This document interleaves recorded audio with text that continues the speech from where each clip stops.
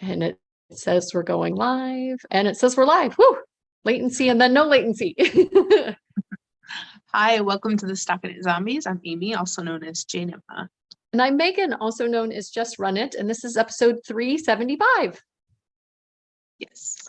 375, a nice multiple of 25. Right. We've got Anjanette, Valerie, Sandy, Claire. They're talking about food and making me hungry, and Laura in the chat saying hello, hello, hello. Thanks for joining us today.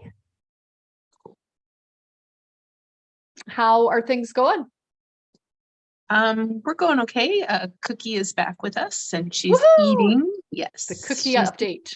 Yeah. Yes, cookie update. Yeah. She's eating and I mean, she did get skinnier while she was away from us, and she was already a thin thing to begin with. So, but she's back with us and eating like she used to. So we have a feeling that she'll get bulked up, and we're giving her all sorts of extra treats and snacks because, you know, we want her to gain weight. And but she, you know, the only thing is she's just a little bit more vocal than before she left. I don't know if it's just being home again. She's like just talking and talking and talking. I randomly on Sunday, like Netflix recommended to me a documentary. It was like Inside the Mind of the Cat or something like that. And it was really interesting. They talked about cats vocalizing in, like you were saying, and in general, that is like a to humans behavior. Like they don't talk to each other like that. It's only like the domesticated cats that are like rah, rah, rah, rah, to their humans. So yep.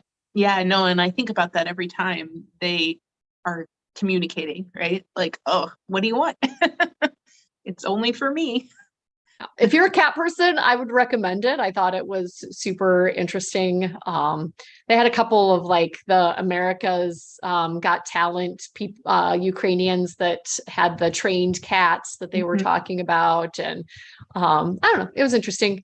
You know, we all think of cats as nocturnal, and now I'm going to blank on what the term is, but they're basically most active at dusk and dawn because of their predatory and like the warmth of that in their evolutionary background of, you know, kind of sleeping through the hot day. I just thought it was super interesting. As somebody that loves a cat, I was like, talk to me about cats for an hour and 14 minutes. Yep. Yep, definitely. So that's a tip. Or trick. Yeah. If you've got Netflix, check out the cat documentary. And then they've got in other cultures, like in Japan, they were comparing and contrasting the different human cultures and their impacts on cats, as well as, I guess, like cat research is like 15 years behind canine research. Like we've done a lot of canine research, but not a lot of cat. So interesting. Yeah. It was kind of a tidbits about cats that I was like, as a cat person, I should know these things. I feel like all of the, I don't know, the super chill cats that, you know, their owners do all sorts of things, like put them in tutus and hats and stuff. Those seem to all be not American cats. Like, well, again, the biggest difference was like the socialization of, like, they were trying to figure out, they put these little circles on the ground and they were trying to figure out if our like more American cats would go for the human, like they wanted to go be next to their human, versus like a lot of the other cultures' cats were more scared of that they were in a brand new scenario, right? Like that this was an unfamiliar place, and so they just kind of ran and hid versus kind of the like, oh, my human is here, this must be a safe environment sort of thing. Anyway. Oh, interesting. Yeah, like, and I feel like I have both those personalities in my house. Yep. Yeah.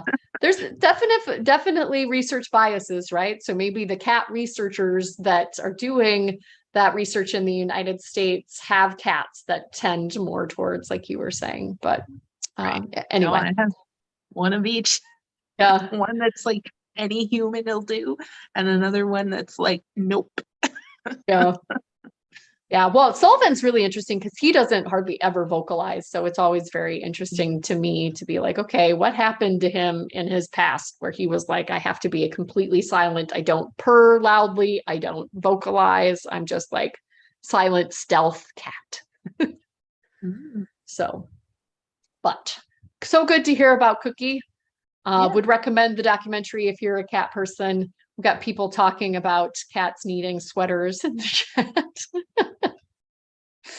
So Lisa's cat definitely, the hairless kind definitely needs sweaters for sure. And then they're really cute. They're really cute. So I did promise, this is the end of August, I did promise that I was going to announce prior to our September kickoff of our craft along. And so I'm going generic again, although I do enjoy, because I have enjoyed kind of people fitting things into general categories. And then it gives us a little wider swath for people to, if we do specific things, sometimes I feel like, it's very exciting because we're all doing the same thing, but I think it limits the people that can be engaged. So I'm going for wider engagement. And the theme for September, October, November, and December is going to be head, shoulders, knees, and toes. And so we're going to knit things that are in the category of head, the category of shoulders, which can be like a sweater or a shawl. The knees can be a blanket. It could be a skirt. It could be shorts. And then toes, obviously, we've got socks going on there. And if you do the, I was going to say the trifecta, but if you do a 4 entries in that 4 months, then you'll be entered in a special prize drawing. So it's kind of like a little bit of a bingo card of finding your projects that will fit into head, shoulders, knees, and toes. And because I know that we all have a backlog of works in progress that will that we want to finish up, I'm including myself, the monogamous knitter. I'm going to go with it. Whips count. All right. So head, shoulders, knees, and toes. Excellent. I do toes, have knees, socks. and toes. Let's see. Do I have one of every category on the needles? I do not have knees. Okay. So knees would be the one. I mean, I could finish out a sock blanket, but no, that's not going to happen. That's way too ambitious for me. But I might be able to start something else. So caveat, if you're making a stole or one of those like slankets, right? Like really big things that reaches your knees, you can count that for knees. Like, so if it's a really long shawl, but you can't also count it for neck then. You can't double up. You've got to choose, or shoulders, sorry. You got to choose shoulders for one, knees for the another. So it has to be 4 projects. You can't double dip across the project. No, okay. So if I do the long summer cardigan and it reaches my knees because it's a really long cardigan. Yeah. So if I finish that and you can choose that as knees. I started, and that's shoulders. I started a mussel barrel. Oh gosh, I butchered that. I started one of the mussel burrow. Yeah. I started one of those in worsted weight yarn. And you've always got a sock on the needles, right? And I always have a sock. So you're covered. You just got to finish them. Just got to finish them. That might be a problem, but we'll see. So one of each. You have to have at least 4 projects. You can enter multiple hats and multiple whatever, but to get to the, hey, I did head, shoulders, knees, and toes, you have to have at least 4 projects. Okay. That is fun. Like it's fun. I'm excited. Okay. I was worried about that knees category, but thank you for the really long sweater counts. Okay. You don't want to make a skirt or a dress or no, I mean, and I don't necessarily want to pick up and start a blanket either. So yeah. Well, it could be a work in progress, but yeah. Right. But I don't have any work in progress blankets that aren't like sock blankets that are only like a quarter of the way through. And it took me like 6 years to get a quarter of the way through. So anyway. Come on, Amy. Don't you want to challenge yourself? I know my limits. Yeah. Yeah, so that's our upcoming KAL, and that'll take us through the end of the year. I think we may spin up some maybe additional items, but I do know that the challenge of some of our ZK KALs have been for those that haven't been able to do the challenges, and because they haven't come to ZK, this is kind of a challenge, right? There's the head, the shoulder, and the knees and toes. Absolutely. Yeah. Let's do Very it. cool. All right. So are we ready for tips? Yeah. Other than watch the Netflix cat documentary. My husband and I've been watching Sandman. Yes. And Yep. the very end of Sandman, there's one episode that's about cats, and we started it, and it's animation. I don't know whether I can recommend it or not yet because we're only like a smidge into it, but the animation's really cool. Yeah, absolutely. Right. Anyway, so hit me with the tip. Yeah, trick. My tip is not a trick.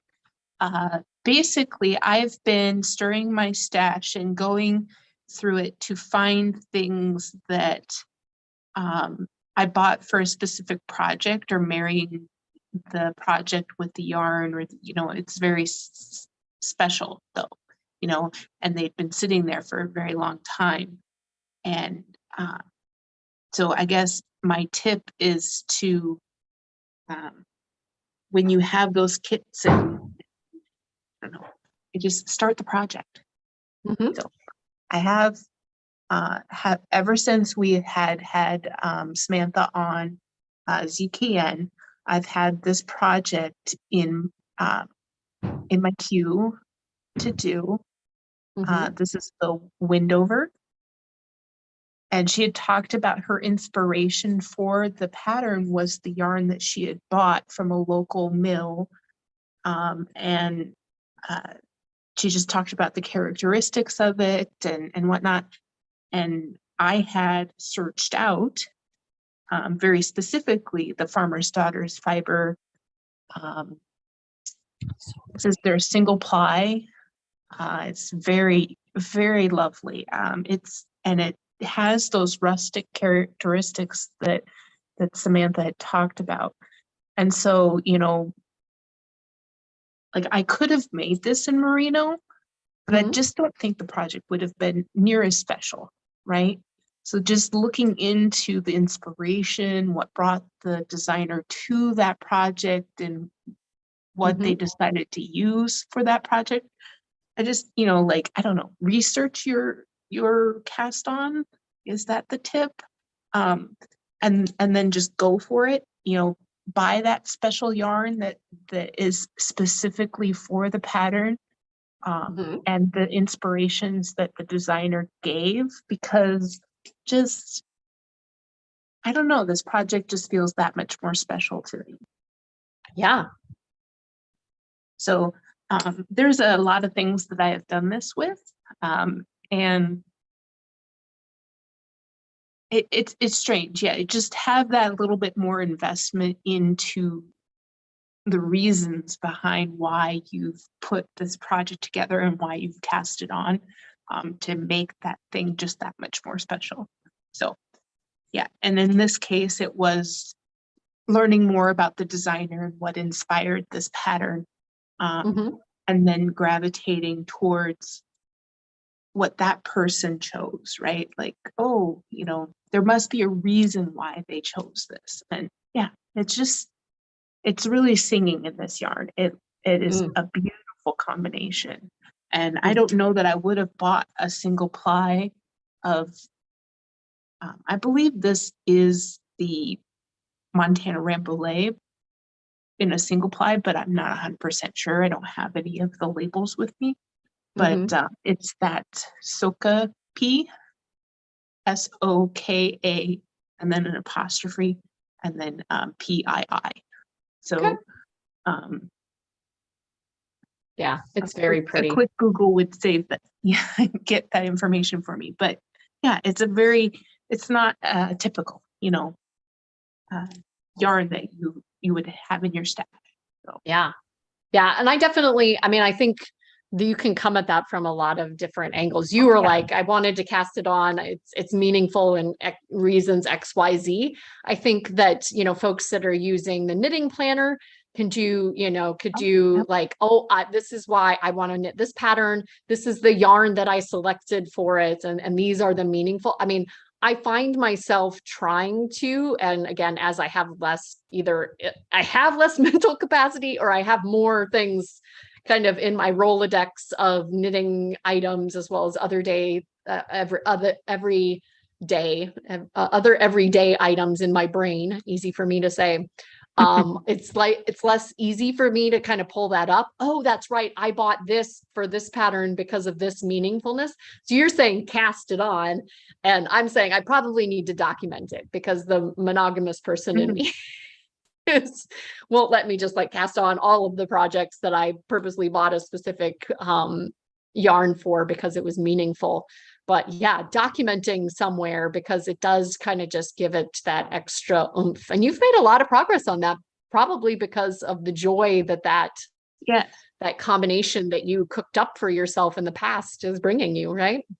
Yeah. And another fun thing about this particular pattern is that each little kind of section change, she has a little checkbox next to it. And you have to, yeah, and you have to go through it twice. So it's like check, check, check, check, check. And I've finally gotten back around to where I get to check the second box in the instructions. So Yeah.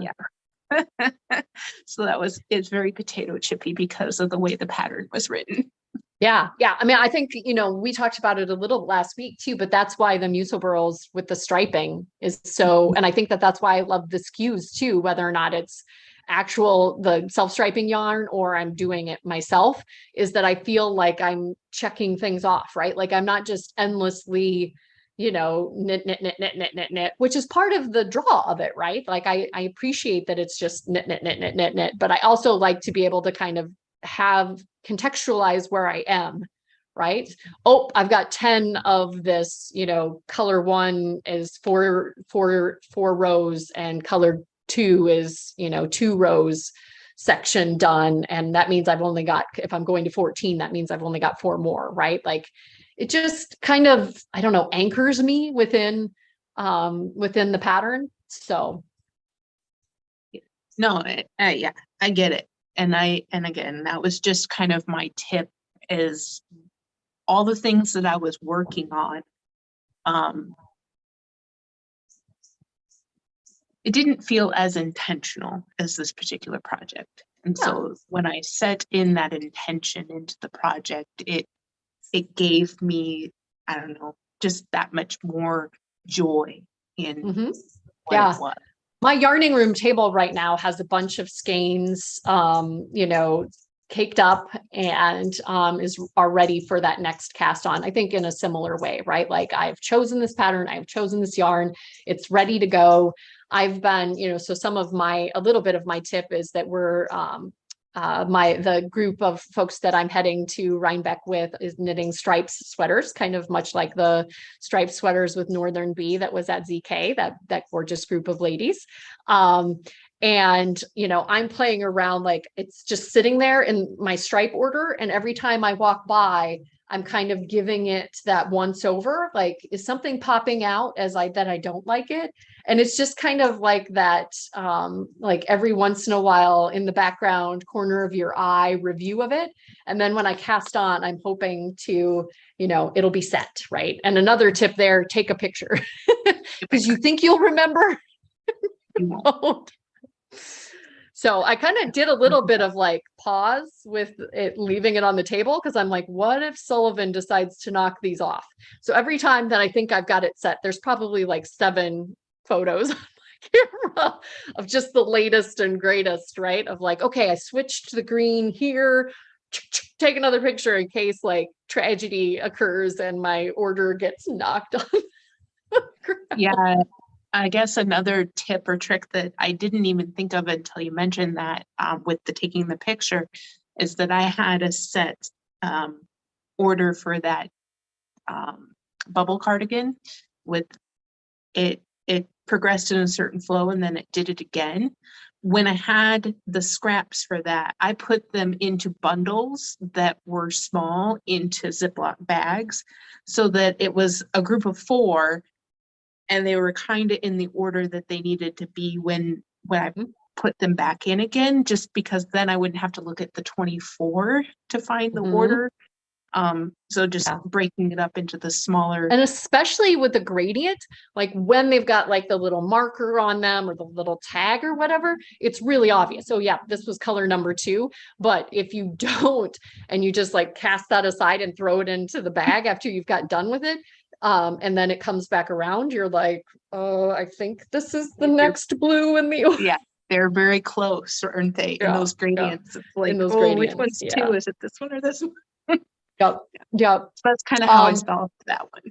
Yeah. The only other tip and trick I had, I feel like we just continue to pile on each other's. I have been doing a ton of seaming. Recent seaming projects include my Penelope. You know, I said that I needed the brain space and the time to sew in those set-in sleeves. Any guesses on how long it took me to set those sleeves in? 20 minutes. It was an hour and a half a sleeve. Oh. So I took Friday off the from other work. direction. I thought you were going to surprise me. No. I was saying I did need the mental space and time. Again, I was really futzy because I wanted it to look nice because it is kind of front and center, right? Literally, here anyway on the back. And then it had it also had a saddle shoulder, which so it would just like scream at you right here, right? So yeah, I took a half day on Friday and it took an hour and a half a sleeve to get those set in a way that I thought looked nice. So there's a lot of ripping back and redoing and trying to, like you said, remember what I had done on one side so that I could do it again on the other. Yeah, it was a lot of work. So I did need that time and space to do it. It's blocking now, and I'm happy with it. There are some areas that I would like to look differently, but I'm going to have to be okay with it. And I'm hoping just like the awesomeness of the sweater in general distracts from any like, oh, that seam could be better. It's primarily garter other than some slip stitches, which didn't elongate very much in the body, but the sleeves grew a ton. So I was thinking I was going to have like bracelet length sleeves and the garter on the sleeve, like it's down around here. So I'll take pictures and post and you'll see it in the finished object, but definitely had enough yarn to make long sleeves, especially with the sleeves being garter.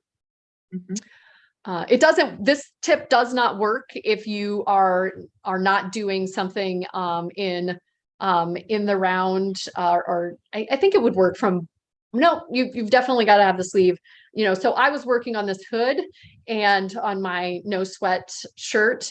And as you're kind of flipping and doing stuff, the sleeves get in the way.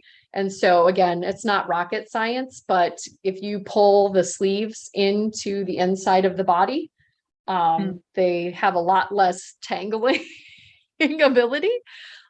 So I would recommend that as well. And then just a seaming, I know it's been mentioned, we've probably mentioned it 20 times, a seaming comment, you know, you end up marking and counting on both sides that you're seaming and putting locking stitch markers, right? So that it kind of gives you context of like, oh, I'm working too quickly on one side versus the other, rather than getting to the end and having like, you know, having so much left and none on that side and having like a little a little tail. So just kind of more frequent checkpoints am I on target?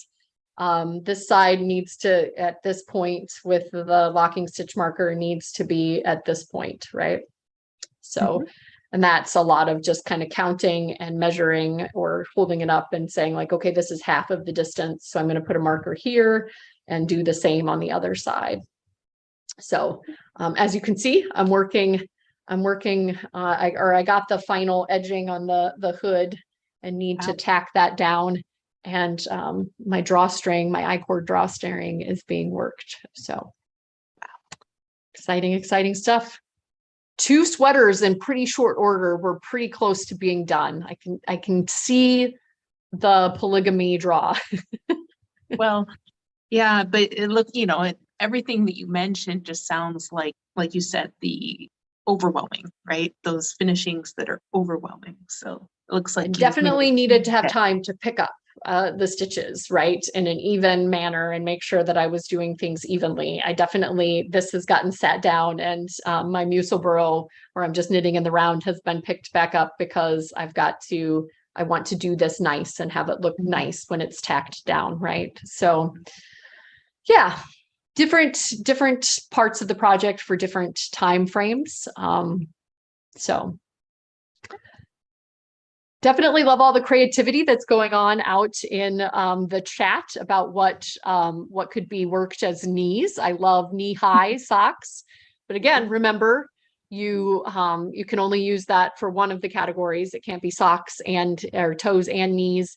And boot toppers were mentioned, as well as leggings. I like all of those for the knee category. So I love the creativity that goes in. I like the person there was thinking about time. They're like, what can I do this? Boot toppers are great gifts and super cute too. I feel like you don't see a lot of those out. Kind of like there for a while, it felt like you didn't see a lot of cowls out in to be able to be bought commercially, right? Yeah. So boot toppers, that'd be great. Yeah, no, definitely. And I'll show you my toes are almost done because Woohoo! I got a half a sock left, and that's going to be done. Now, granted, this is the project that kind of is the slow because it's sitting in a place where I don't knit very much. So, yep. So yeah, there we had it. Lots of tips and tricks and new craft along chatty chat chats. Thanks for joining us today. Bye. Bye, Ufta.